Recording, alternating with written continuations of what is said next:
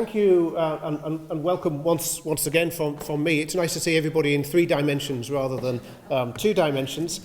And thank you also to the St Mary's colleagues, some of whom are here, not all of them, who've helped in the development of the MA in Social Justice and Public Service, which I'll talk about in a few moments, but also helped by having conversations with me more generally about service learning.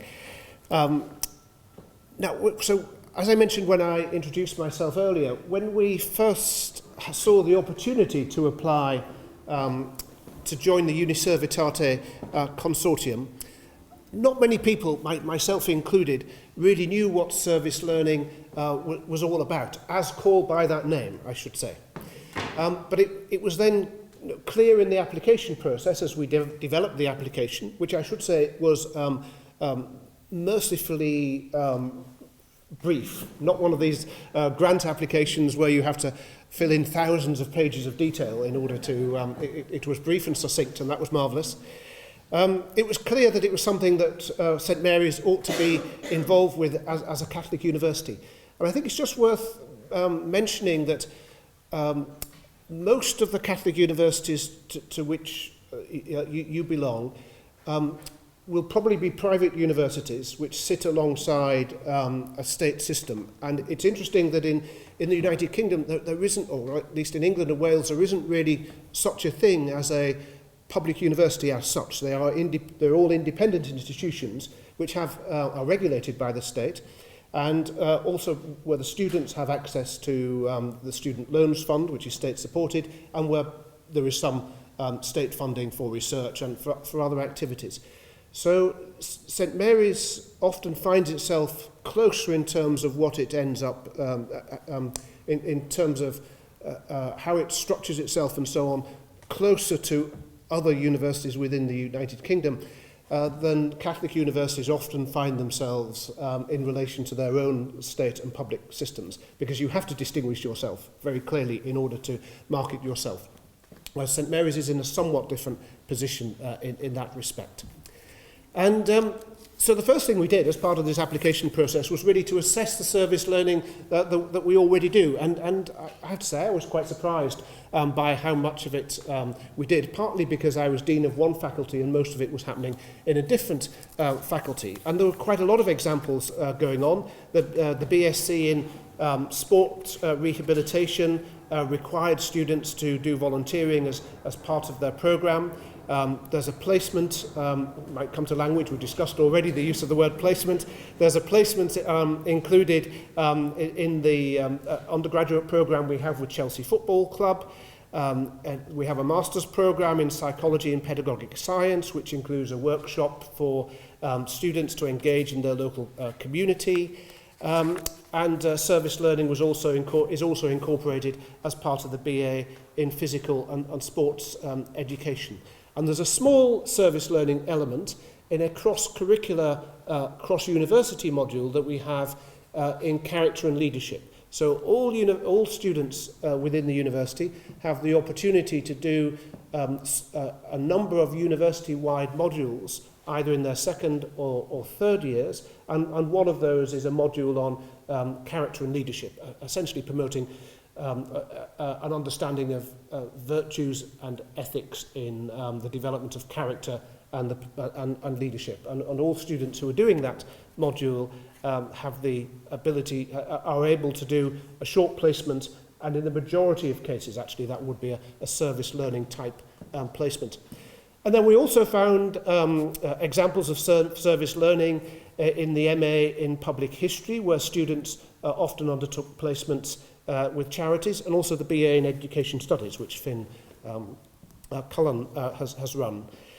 And quite a few students also did service learning, you might say, by accident rather than by intention, in that we have a lot of employability modules within degree programs, and students who couldn't find paid placements would often find, not necessarily as their first choice, I might say, that might find volunteering unpaid placements instead.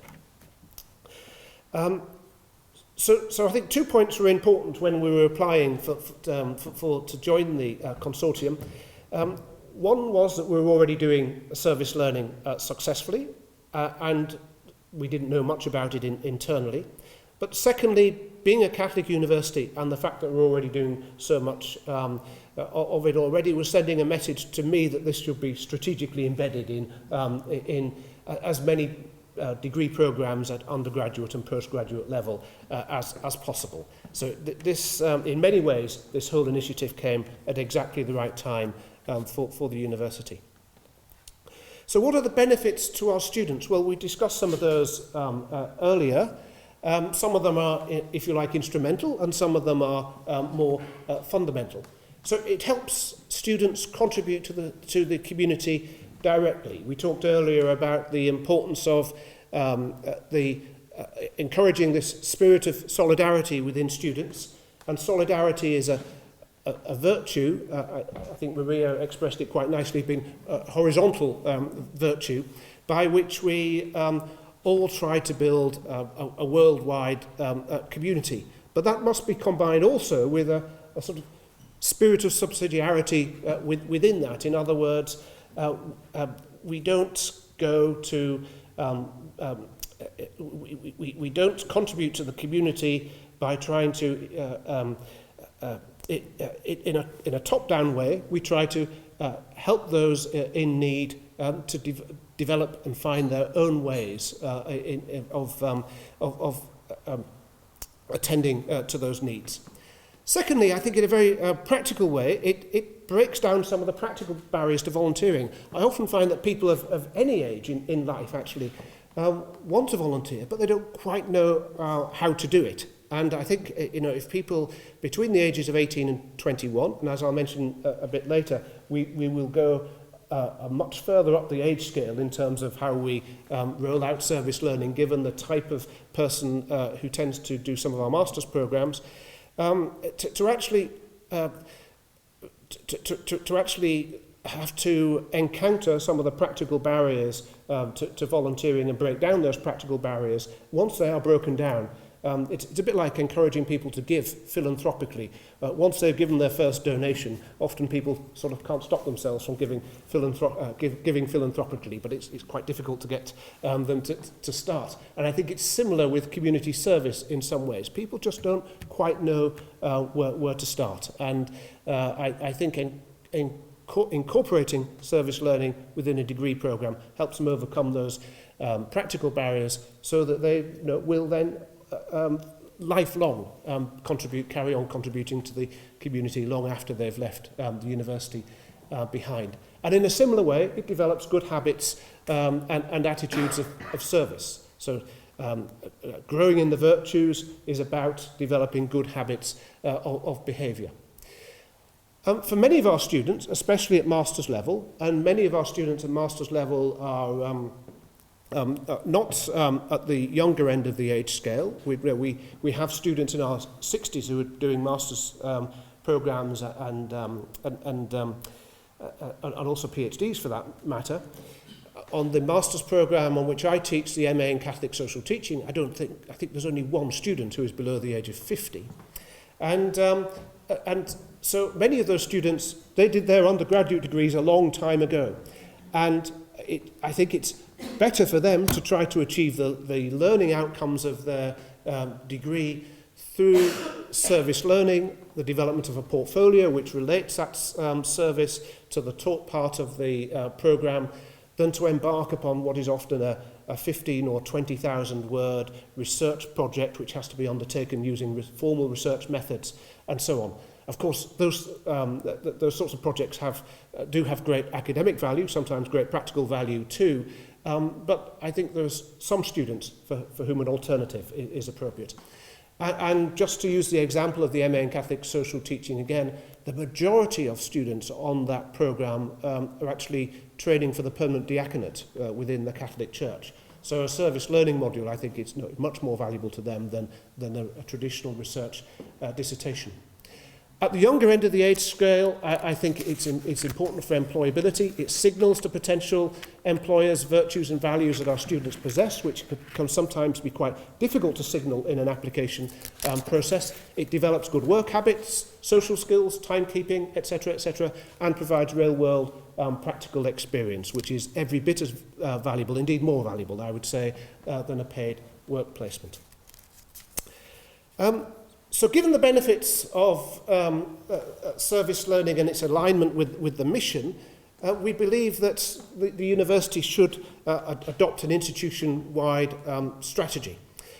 In general, I think that universities, all organisations, are best working in a bottom-up way, allowing 1,000 flowers to bloom, if you like. So the purpose of the strategy shouldn't be to dictate in a very particular way how things are done in different programmes. It shouldn't be to dictate a uniform approach, but it should ensure that the right support exists within the university, avoid unnecessary duplication, simplify delivery, and ensure, as I was talking about earlier, that the whole process of service learning is integrated with marketing, faculty support, administrative support, and support from employability services as well. And it should really be, I think, part of St Mary's DNA, the 4 values which Anthony mentioned. I think all can be promoted through a service learning strategy. Every student that we've talked to about this actually gets quite excited when we talk to the students, no matter what their situation. So I think it's important to students. And it is important to find the right words, again, we were talking about this earlier, to market it to students. And sometimes I think academics are tempted to use words which perhaps only they understand. I think we have to be careful of to find words which are comprehensible to people who have just come out of school, as well as to those who are returning to university to do a master's programme after maybe 10, 20, 30 years of working life and being outside of the university. So just 1 or 2 points about the nature of the service learning module which we have developed in the MA in Social Justice and Public Service. So Anthony mentioned that we've recently validated and we are recruiting students for a 2022 intake for the MA in Social Justice and Public Service. Within that master's programme, students can choose from a very wide range of social justice orientated taught modules. Some are in charity management, some are in, if you like, more political social justice fields, and some are in Catholic social teaching. And all students are required to undertake 150 hours of service to the community. And after they've done that 150 hours, they then produce a portfolio, and that portfolio relates their service to 1 or more of the taught modules on the programme. And that replaces the traditional research dissertation. Now, some features of that, of how we've designed that service learning requirement. First of all, it doesn't have to be unpaid, so it doesn't have to be volunteering. And there's a specific reason for that, is because we hope that we'll have part-time students who are already working for charities, and that they will enrich the cohort and help those students who are volunteering and not working and perhaps doing the master's programme full-time, perhaps younger students who are just out of undergraduate degree. So by making it open to both people who are working for charities and being paid, as well as those who will do unpaid service, we think we'll get a richer cohort. The service has to be with a UK charity. It's very easy to define a charity in the UK. I'm not sure whether that's the case in other countries, and except under exceptional circumstances. And students, we've decided for this particular programme, but this might not apply in other programmes, that the roles shouldn't involve advocacy. In other words, we're sort of taking to heart Pope Francis's point, which he made about priests rather than more generally, that the priest should smell the smell of the sheep. You know, we actually want the students, I think Political advocacy is all very important. Charities have to do it, but it's not the type of service that we want students who are doing this programme to be doing as part of their service learning. A number of processes are being put in place. Yasmina has just walked in at this point with Yasmina, who is from the employability, the head of the employability services, to ensure that the student experience is in line with expectations, complies with appropriate regulation and so on. But one of the reasons why we started this at master's level is because it's much easier to do this with people who are 21 and above, who are doing a one-year master's programme, than it is to do it at undergraduate level. We really do want to roll out service learning at undergraduate level, but the duty of care we have to undergraduates, the importance of ensuring that all undergraduates are able to find a service learning opportunity is of a somewhat different order of magnitude for undergraduate programmes than it is for postgraduate programmes, and that's one of the reasons why we're starting formally with a postgraduate programme. That module that we've developed, the service learning module we've developed in the MA in Social Justice and Public Service, is being adopted in a range of other master's programmes across the university, particularly in the Institute of Theology and Liberal Arts. So the MA in Catholic Social Teaching, the MA in Bioethics and Medical Law, I hope in the Institute of Education, the MA in Education, Social Justice and Development, and in the Institute of Business Law and Society, the MA in Charity Management. I hope all will adopt a very, very similar module to the the service learning module in the MA in Social Justice and Public Service. So quite quickly, and I hope that this will happen in the next academic year, although Emma in the far corner may know more about the timetable for this than me, but we hope very quickly we'll actually have more people doing service learning on these other programmes than we will have actually in the first cohort for the MA in Social Justice and Public Service. And again, in the UK system, it is quite easy to roll out change at master's levels. Master's level. It's not as regulated as undergraduate level, and the programmes are only 1 year long, so it does make innovation much easier. I think we've raised the profile considerably of service learning within the university. I think that was obvious from the discussions you had with Simeon. The university is relatively open secret, indeed so open it's not really secret anymore, but the university is considering the development of a medical school, also possibly a nursing school, and if we were to do that, then I think service learning would be part and parcel of the medical education that we would deliver to students. Service learning is part of the mission and curriculum strategy in Vision 2030, which is our main strategic document. But I think real success in this field will come when Marianne and I have virtually no role in this, and it's led entirely by faculties, institutes, Yasmina in employability, and so on. And then we can say it's truly embedded within the university. So Vision 2030 specifically, our main strategy document within the university, the mission and curriculum paper which supports that document specifically proposed that we complete the bringing to market of the MA in Social Justice and Public Service. We've done that.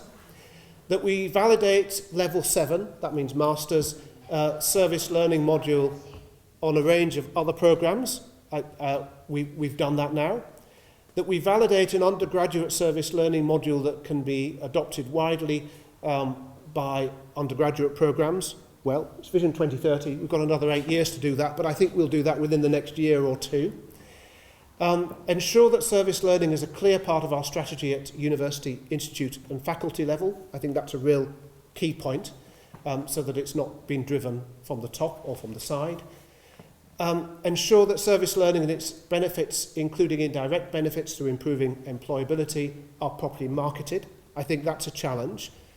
We have to convince our marketing and global engagement team that there is a real marketing resonance in terms of promoting service learning. and work with SHAPS, that's the Faculty of Sports, Allied Health and Performance Sciences, to introduce more service learning opportunities within their programmes. So they're the main key strategic objectives for 2030. Now, so finally, what are the challenges? Well, the term is still not widely understood. I think personally it is the right term. It's descriptive.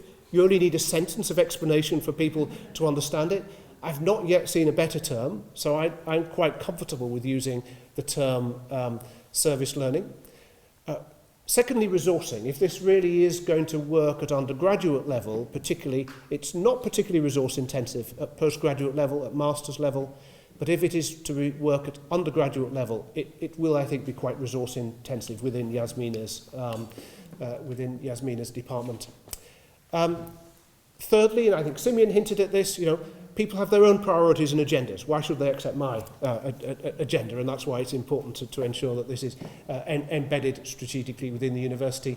And then finally, integration with marketing. If it's successful, if it helps students, if students and their parents really believe our mission, and this is integral to our mission, we ought to be able to sell that and make it attractive to students. So finally, what are the next steps?